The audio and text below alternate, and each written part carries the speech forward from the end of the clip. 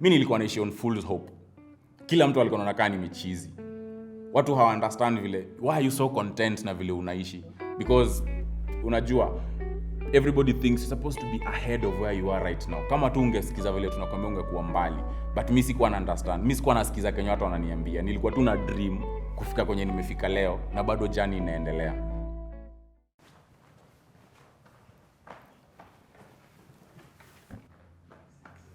Segment 1, take 1. Hi, my name is Maingi, aka Kimi Sane, aka Kenyan Stunt. I've been an adrenaline junkie since before I knew hiyo time ilikuwa inamaanisha nini. When I was around 11 years old, tulikuwa tunaishi in a 3-story building na madhangu alinipata nikipanda na balcony. So nilikuwa nishapanda floor ya kwanza, ninapanda floor ya pili. So she could not shout at me ati nishuke because alikuwa anaogopa ningedunda. So alitulia tu nikafika juu, but ile vita ilinikuta after that. I was raised up kwa kambi ya jeshi. I was introduced to martial arts at quite a young age. Nilianza kutrain taekwondo nikiwa class 4. When I went to high school, I started doing drama. Then I found out that I actually really love the acting side. Nikatry kuinacha kidogo, but the love of sports haikuwa imeisha kabisa. So nika clear high school. 2009 nika join uni. I went to USIU. Very close to USIU kuna church inaitwa Mahane GBS. It's from Korea. So I say Korea, taekwondo imetoka Korea, and these guys really push for the growth of your sport. So the reason why I joined GBS was, one, because I had already had a proper background in taekwondo. I really loved it. Secondly, so walikuwa na offer international level grading. That means nikiwa na black belt, it is accepted globally, of which I am. I am a 2nd degree black belt right now. Nika graduate 2014. Wakati nili graduate 2014, of course kuna hoga na hii pressure. Okay, sasa umemaliza uni, so you need to find a job. So nika decide ku switch into coaching. So starting off ilikuwa tricky kidogo. Then I talked to my coach from uni because I used to perform very well. In fact, I would say, not to brag, but I was the best player when I was in high school kwa taekwondo. So vile nili graduate, I went back, nika request formally to be an assistant coach on a voluntary basis. So the reason I was doing this is because I had an interest in film. And I had been seeing the things that are going on in the country. We're not doing a lot of stunts. So nilikuwa nadhani maybe naweza anza kufanya ma short film because I would see a few guys trying it hapa na pale. So nilikuwa nafunza. During class hours, I help my coach to teach the students. Then after classes, now I have students who we can agree ni wanilipe, ni wa train. Of course, this was chini ya maji ya. Shule haikubali ati utengeneze pesa na facilities zao. But then mimi mazeni nilikuwa na train wase for free. Shule haikuwa inanilipa. So ilikuwa inabidi nitafute njia ya kulipa rent yangu at the end of the day, because I used to, nilikuwa nashindaga shule. Like literally, sometimes I'd go to school at 5:30 in the morning. Be the first guy kufungua gym, and I'd be the last guy kufungua gym 11 p.m. And I did this for about close to 3 or 4 years.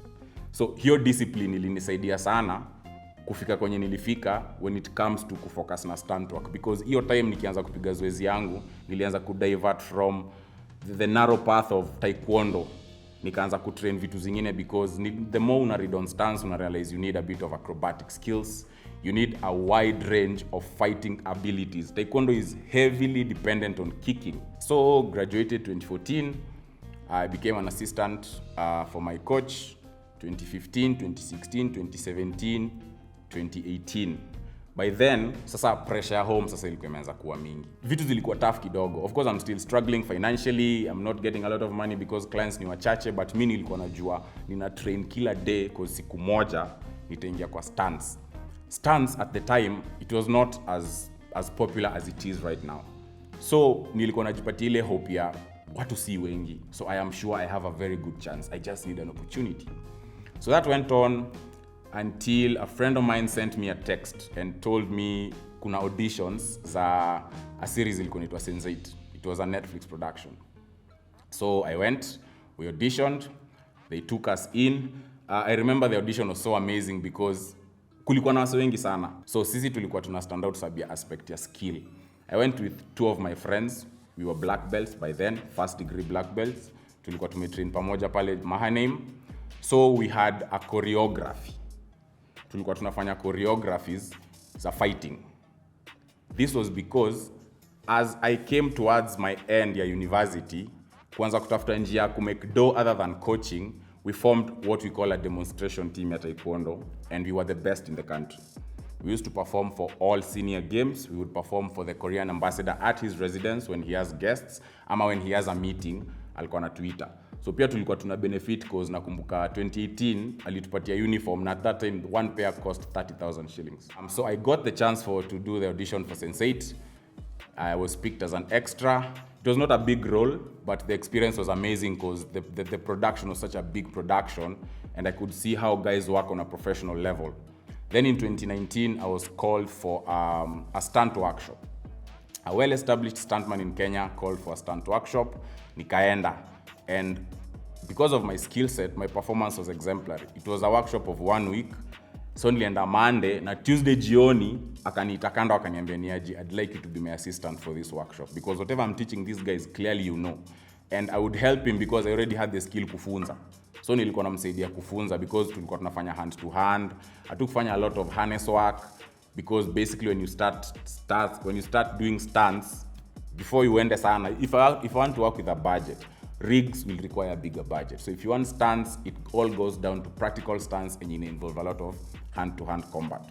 So we did that. It was a good show. At the end of 2019, that same coordinator called me again for an audition for a job in Morocco. The movie is called Mogadishu. It's an amazing movie. Tukaenda tukapiga auditions mingi sana, and luckily nilichaguliwa. And then 24 hours later, I get another message. I have been dropped. Why?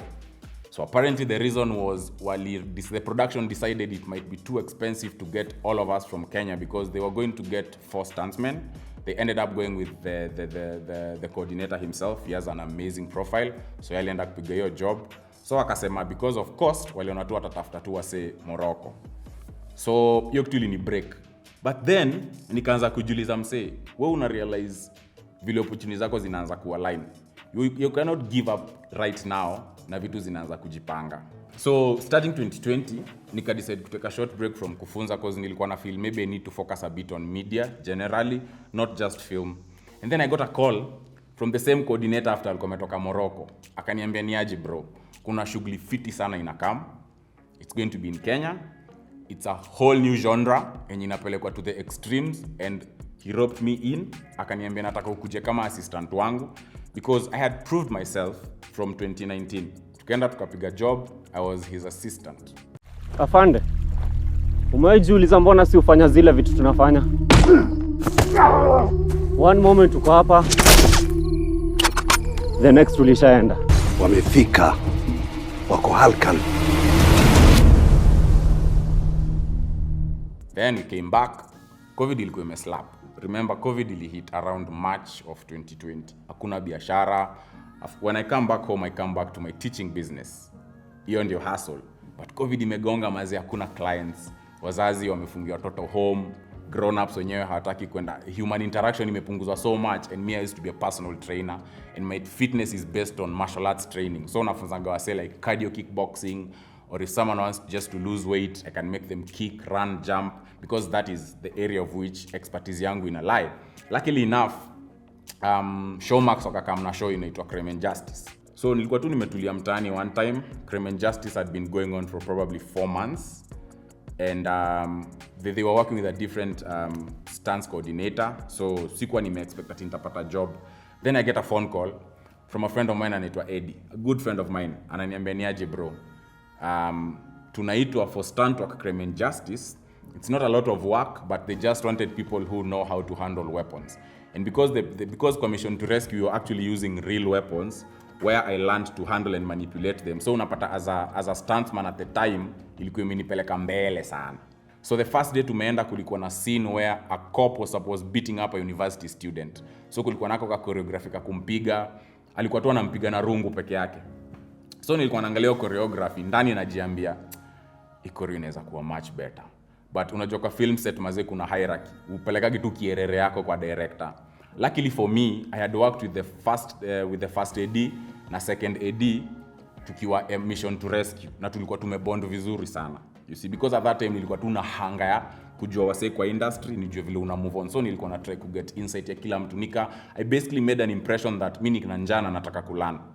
So tukiwa set ya Crime and Justice, nikanusia tu second AD cause kwa sasa tushakuwa maboys. Nikamwambia hii choreography unajua unaweza fanya hivi na hivi na hivi na hivi. Hata hakuniongelesha. Alini grab mkono akanivuta hadi kwa director. That time director alikuwa Likari on Wamaitha, jina kubwa mazee. So nikafika pale niko zile za okay. Akaenda akaambia first AD, who knows me, tumework naye before. Akamwambia Mickey has something kwa choreo. So first AD akaambia the director that this guy's name is Mickey. He was our fight choreographer on the previous project. He's very good at this stuff. Wacha tusikie Kenya atasema. And luckily for me, the director was very impressed the fact that ujamaa anajitolea kuadisia value kwa Kenya tunadu. So nikafunza hiyo choreo. I wasn't even the one beating that the university kid. Nikafunza jamaa choreography and they really loved it. So instead of just the rungu nikadisia teke hapa, a shove here, a push there, it worked. Tukapiga job na tukamaliza. Siku ikaisha nikaenda home. Then I got a phone call at around 10:30 p.m. Niaje Mickey, poa sana. That was the second idea. A good friend of mine, and it was Smalls. Ati director alipenda sana kenye ulido and he would like you to come back to finish episode 8. Msee nilikuwa na cheesy. Sikuwa naamini. As in how? Utanipigia chua ati wewe kuja. Na saa hizo ile rate wananipatia kwanza ni rate hata sijailipwa kwa industry before. Na saa hizo na realize hata unapatiwa per day. To me they were paying me so well, I decided hata siendi hiyo job peke yangu. The friend that called me to call, you remember that friend mwenye alinipigia simu akaniita kama extra? He was part of our stunts team. Nikampigia simu. Nikamwambia we, kuna job, tuamke turudi.